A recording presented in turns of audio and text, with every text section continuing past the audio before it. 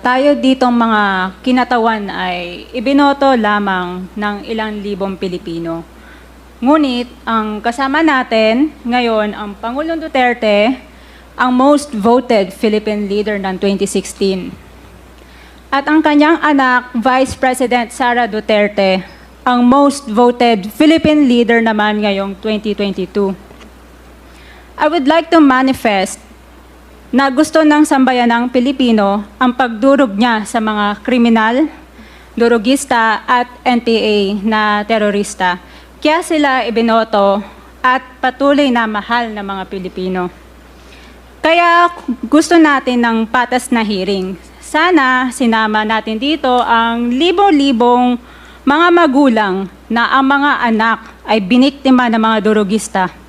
Ang mga ordinaryong Pilipino na naglalakad galing trabaho, tapos sinaksak o pinatay ng adik, lahat ng mga kababaihan, na kahit pati infant na babae ay ginahasa na ng adik. Libo-libo rin ang kanilang mga magulang at mahal sa buhay na wala dito ngayon. Awang-awa ang mga Pilipino sa mga inosenteng pamilyang na ito, kaya niluklok ng bansa ang Pangulong Duterte. Ang drug war ng Pangulo ay policy lamang. Hindi ito natupad kung hindi ito pinondohan ng Kongreso ng 6 na taon. Majority pa nga dito sa mga kinatawan ay naka-Duterte fist pa nung buong 6 na taon eh.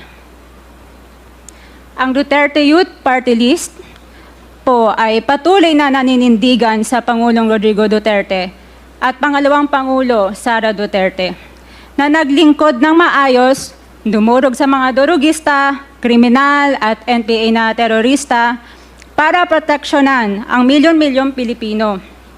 Bakit wala nag-iimbestiga dito o nag-iimbita sa atin sa sobrang raming Pilipino na biniktima ng mga durugista?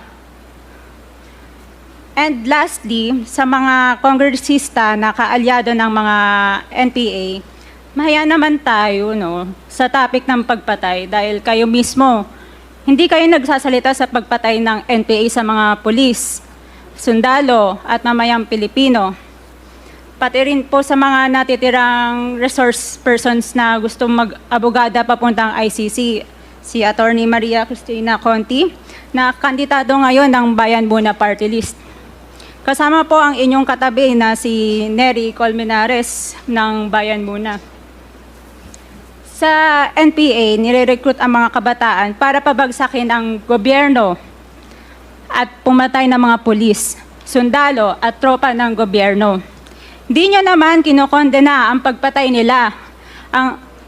Ang kinokondena nyo ngayon ay ang dalawang naging most trusted leaders ng bansa na todo effort protektahan ang milyong-milyong mga Pilipino.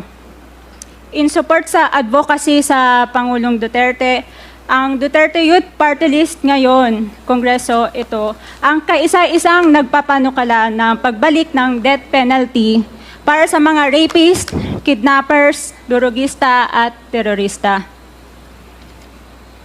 In behalf of the Duterte Youth Party List, kami ay nagpapasalamat sa todong suporta ng Pangulong Duterte at VP Sara Duterte sa mga tropa ng gobyerno at sa pagdurog nyo sa mga kriminal, durugista at NPA na terorista.